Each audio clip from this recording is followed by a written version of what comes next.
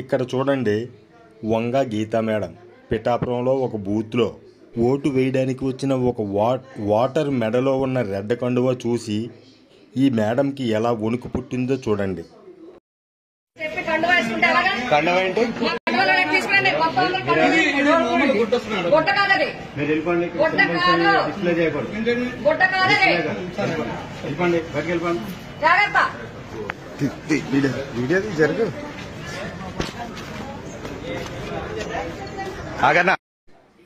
ఇది చూశారు కదా, ఆ ఎర్రగొడ్డ చూస్తే ఎందుకు ఆమెకంత భయం? అసలు ఆ ఎర్రగొడ్డ ఏ పార్టీకి సంబంధించిన కండువా? అది వైఎస్ఆర్సీపీది 3 రంగుల కండువా ఉంటుంది, అదా కాదు. టీడీపీది పసుపు రంగు కండువా ఉంటుంది, అదా కాదు. జనసేనది తెలుపు రంగు కండువా ఉంటుంది, అదా కాదు. మరి ఏ పార్టీకి సంబంధించిన కండువా అది కాదు. కానప్పుడు ఎందుకు ఆమె అలా ప్రవర్తించింది? ఈ విధంగా చూసుకుంటే ఆమె యొక్క వైఎస్ఆర్సీపీ పార్టీ గుర్తు ఫ్యాను. ఆ ఫ్యాన్ గదిలో తిరుగుతుంది.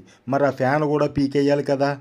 మరి ఆ ఫ్యాన్ను చూసి వాటర్ ప్రభావితం చెంది ఫ్యాన్ గుద్దేయడా అంటే ఇక్కడ మనం అర్థం చేసుకోవాల్సింది ఏంటంటే, ఈమె దృష్టిలో వాటర్ అన్నవాడు అంత చులకన.